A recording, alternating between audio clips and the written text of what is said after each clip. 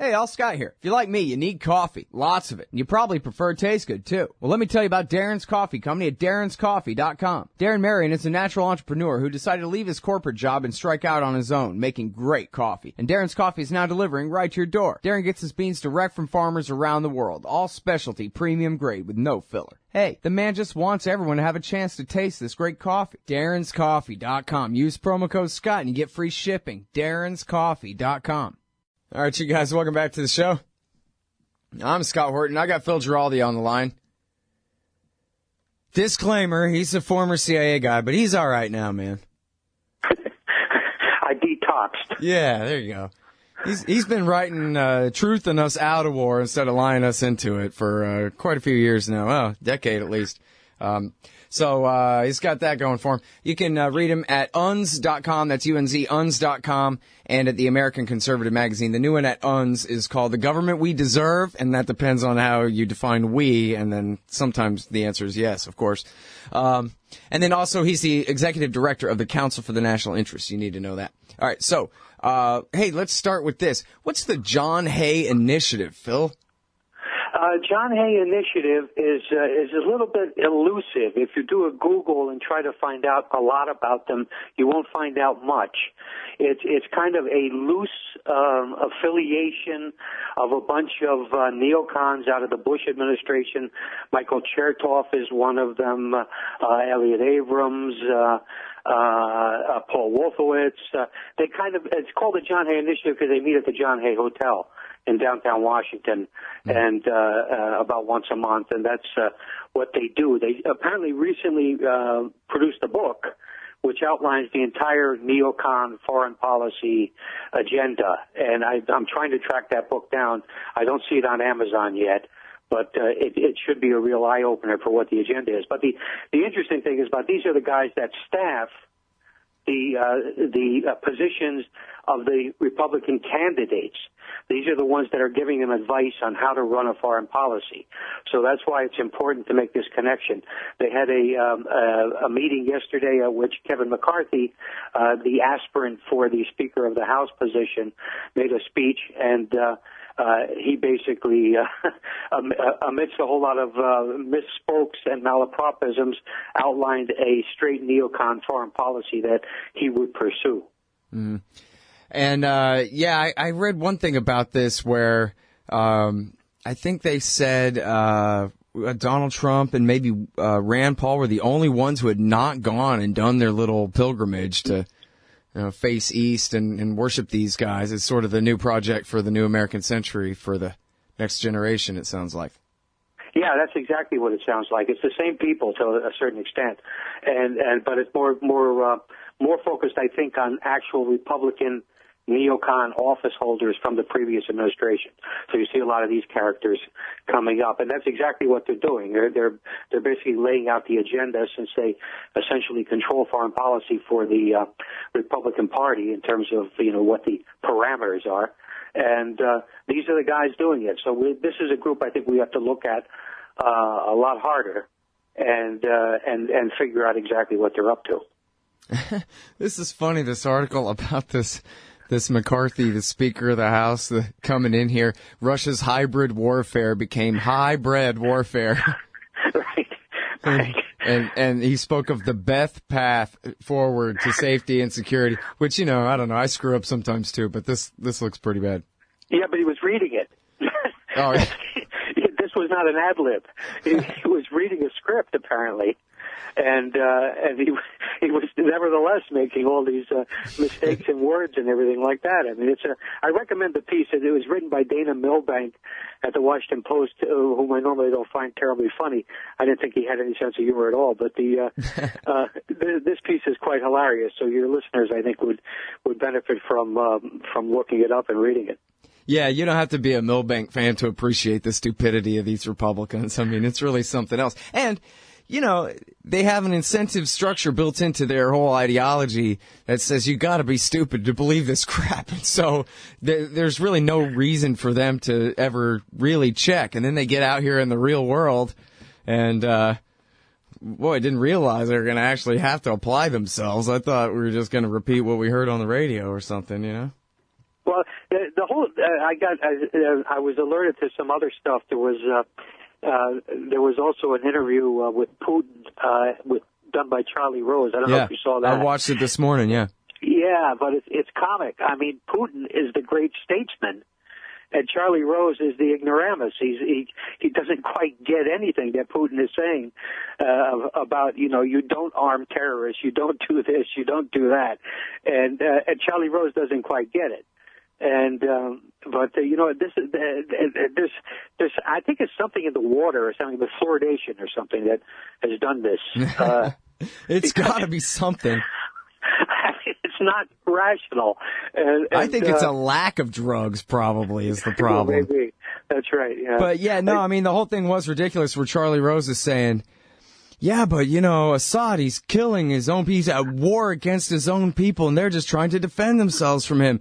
And Putin says, well, but, as you understand, 60% of the country is in the hands of these groups, the al-Nusra Front and ISIS, and your government labels them as terrorist groups. The United Nations labels them as terrorist groups. They are terrorist groups. So, Charlie, what do you mean he's at war against his own people? He's defending his people from terrorist groups. And Charlie Rose like, well, let me ask you something entirely different then. Right. Yeah, what's that aftershave you're using? Yeah, exactly. Do you think that President Obama likes you or what? Incredible. Yeah, amazing. And Charlie Rose is the perfect thermometer for Washington, D.C. and the way they think about this, because it is the perfect double think, just like in 1984, where Charlie Rose does know this. Putin called him out. Charlie Rose, who the enemies are here. But then, he just calls him out for having this separate part of his brain where he pretends that Assad is fighting only against civilians and not fighting against these groups that are trying to topple him. And it's that perfect thing where that it's not true, but you go ahead and just stick with it anyway. Yeah, that's Straight right. I mean, the bottom line assumption on all this is the stuff that's coming out of the White House is true, of course, and none of it is true. I mean, this is a White House that dissimulates on virtually everything, and then we have that smooth talking president of the United States who kind of gets up there and he's kind of a relaxing figure, and he talks to you and that kind of thing. He's lying about everything he says. Yeah. He really does seem like he's not very bothered by anything. He exudes that trust me kind of confidence that I guess just like I guess when Jeb or Trump or whoever comes, will work on the other half of the people. Works on half and then they switch. But but Trump. Did you see Trump's statement this morning? No, about I didn't. ISIS. Well, the one where he says that the rest of these Republicans want to have a third world war with Russia, and I say let Russia kill ISIS. Yeah, he said I'm willing to work with Russia and with Iran, which is I'm against working with them. Yeah, but I mean the point is, the fact is that he's recognizing that these are the players that are important to at least have some kind of relationship with if you're serious about doing any of these things. And of course, the White House has a resistance against this. It doesn't see that what everybody else sees, that it's not a simple black and white type equation that's going on there. It's much more complicated than that. Mm-hmm. Well, and in fact, that's the perfect point to pick up and start talking about your article here, The Government We Deserve, at UNS.com, about the future of what's going to happen here in Syria. And it seems to me, I read a thing, I don't know if you saw this on Michael Scheuer's website, called One Last Chance. He says, to quote our enemies, God is great. And here he's given us such an out by getting the Russians involved in Syria. It's the perfect time for the Americans to simply knock it off. Forget allying with them. Just get the hell out of the way and let them make it their own problem and not ours. That's right. That's right. That's exactly true. The whole concept in the beginning that we were going to destroy these terrorist groups. I mean, we've been destroying Al Qaeda since 2001, and they're still around. It doesn't make any sense. And you're right. If the Russians can stabilize the situation for the Syrian government, God bless everybody involved. And or even if they lose, hell, I mean, as long as they provide cover for our exit, that's good enough for me. That's right. If they lose, it doesn't make any difference. None of this makes any difference. The only tiny threat against the United States that emerges from this whole pot of things different things, is that ISIS, if it ever had the resources and everything, might try to stage some kind of terrorist attack in the United States. They might, but there's no evidence for that. And the fact is that, you know, none of this is a threat to the United States. Why we're involved in there is something that historians will never quite understand. Well, and of course, if they do wage an attack here, it's either one, just simple revenge, or two, more likely, trying to bait us back into invading again, which is, in fact, I mean, really, this is, well, we're over the break now. I want to pick this up on the other side of the break here, because I want people to hear this, the live audience to hear this too, about continuing to prove bin Laden's strategy right from this side. But hang tight right there, Phil. Hey, I'll check out the audiobook of Lew Rockwell's Fascism versus Capitalism, narrated by me, Scott Horton, at audible.com. It's a great collection of his essays and speeches on the important tradition of liberty. From medieval history to the Ron Paul Revolution, Rockwell blasts our statist enemies, profiles our greatest libertarian heroes, and prescribes the path forward in the battle against Leviathan. Fascism versus Capitalism by Lew Rockwell for audiobook. Find it at Audible, Amazon, iTunes, or just click in the right margin of my website at scotthorton.org. All right, you guys. Welcome back to the show. I'm Scott Horton. And yeah, no, seriously, 10 years later. It's 10 years later. It was 2005. Phil Giraldi reported in the American Conservative magazine that Cheney was floating a plan and was working with the Air Force on it, that if there was a major terrorist attack in the United States, they were going to find a way to blame it on Iran and then maybe even nuke them. Launch a full-scale aggressive war against them. That was the first time I interviewed Phil Giraldi, and I bet you can go back and find at scotthorton.org in the archives there. That very first interview, I asked Phil, so what do we do about the actual terrorism problem, never mind the fake one? And he said, ramp this whole thing down. That was the quote, I remember. Ramp it down. Just knock it off. Quit making new enemies, and the old ones will fade away anyway. And now here we are, a decade later, Phil, having the exact same conversation. Only now, hey, at least we got the Russians to take our place in the exact same fight, so that maybe is the easy excuse to go ahead and call it quits. What do you think? Yeah, I think Putin is giving Obama a way out. Yeah, I agree with you.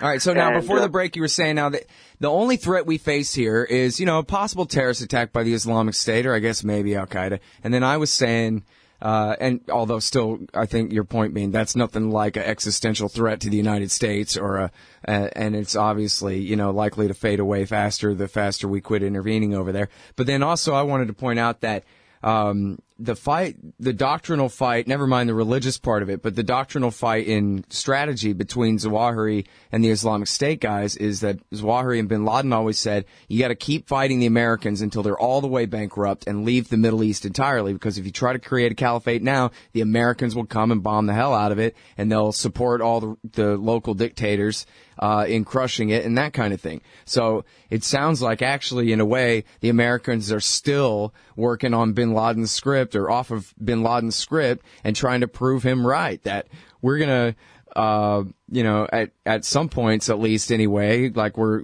working with the Iranians in Shia Iraq against the Islamic State.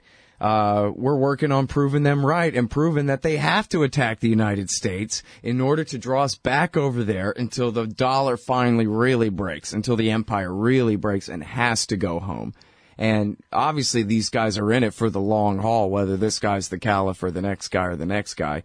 And so, you know, it just seemed like if that is the terrorist threat, we got to recognize why. They're trying to get us to do the same stupid thing they already got us to do one time, which was fall for it, like the big dumb bull headed for the red cape, you know?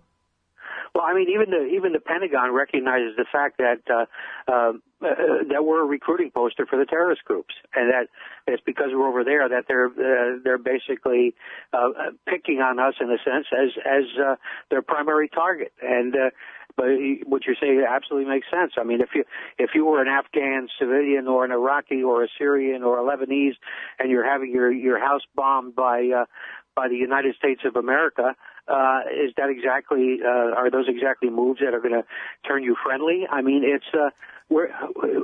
that's why these policies are so incredible. They're incomprehensible. They don't make any sense. It's not like the bombing campaign is going to destroy ISIS or anything at all except a whole lot of Syrian houses and kill people. A lot of them are civilians. It's a question of we don't quite figure out what comes next. See, when Obama says we got to get rid of Assad, well, okay, if you want to get rid of Assad, Mr. Obama, what comes next? And they can't seem to come up with an answer to any of this stuff.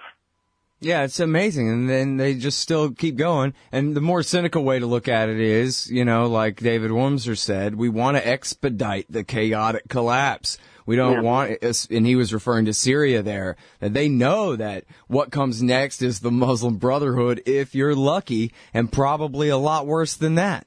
And that's exactly what they've got, but hey, good, because that means that Assad, can devote fewer resources to Hezbollah in southern Lebanon or something. So it's all worth it. Yeah, if to them it all fits together. The whole. If you go back to the Clean Break document of 1996, the idea basically is to break all the Arab states surrounding Israel into their constituent bits. And that means tribes in some cases. It means along religious lines in some other cases, and some other ethnic lines. And that's the policy. So if you have these fragmented Arab states surrounding Israel, they're not a threat to Israel. And that's the thinking. But of course it's stupid too, because these places then become a breeding grounds for stuff that potentially is even worse. And, how do you figure this stuff out? Obviously, with all these smart guys sitting in Washington on the National Security Council, why is it that they can't figure this out? You and I could figure it out.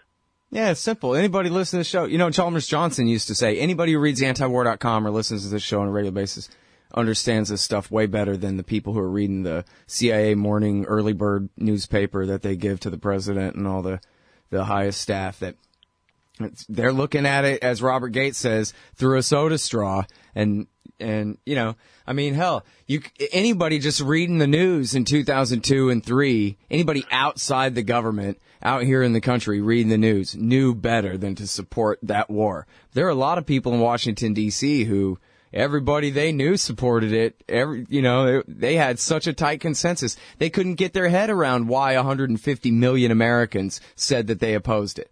It was like half the country was all guilty of treason because we're all so pro-terrorist and pro-Saddam for knowing better than to do this. But that's what the polls said. Before the war actually started, it was 50-50 split against it. That's 150 million Americans saying, I don't know. Seems like Saddam is the guy in the beret and Osama's the guy in the robe. And isn't that different? Yeah.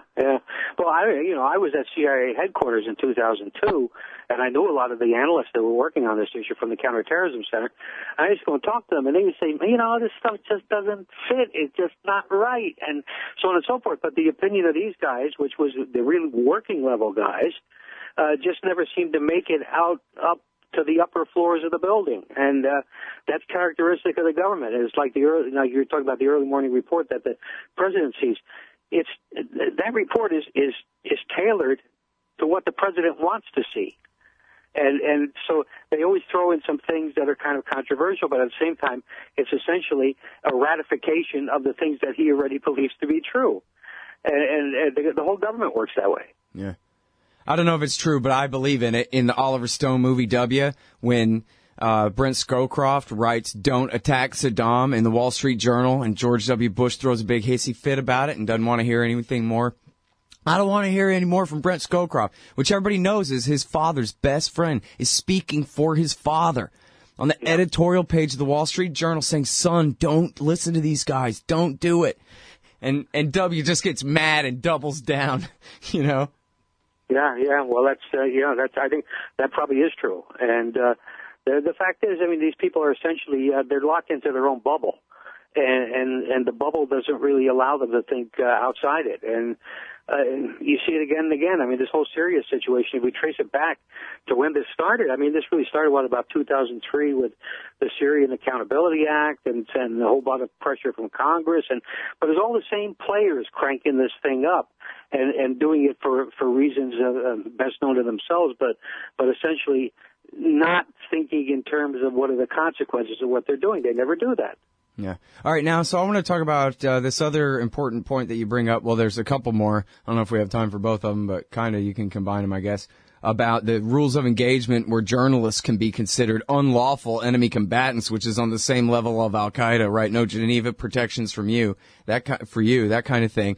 And then the other one is about this law professor at West Point, and this is what Todd Pierce, the judge, advocate general, defense attorney at Guantanamo Bay, is always writing about, is this stab in the back theory. It's common in Nazi Germany, and it's common in post-Vietnam America, where the military convinces themselves that Americans and media people who oppose their stupid, evil wars, they're the reasons that the wars become failures. And it's that stab in the back, and that, you know, as Andrew Sullivan said, the opposition to the war, they're a fifth column inside the United States. Well, nobody really cares that much when Andrew Sullivan says it, but when generals start saying it, that means, you know, that NDAA starts becoming less theoretical and more realistic. When, you know, that portion where they talk about putting us in military camps here. And so then you get into this story of this West Point professor, William Bradford. Can you explain the context of that?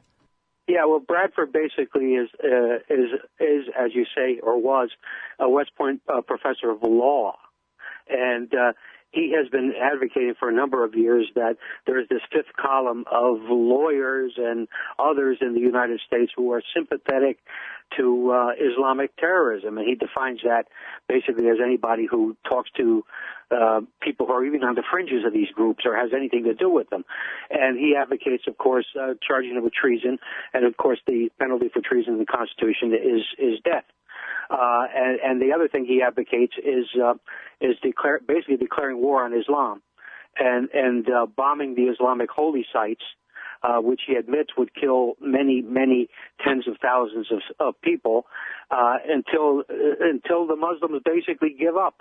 He says he wants them to give up jihad. And anyway, so this guy was on the faculty of West Point, and he recently was forced to resign, not because of what he was saying, but because he had faked his resume. He faked the military declaration they didn't have, and he faked his academic credentials.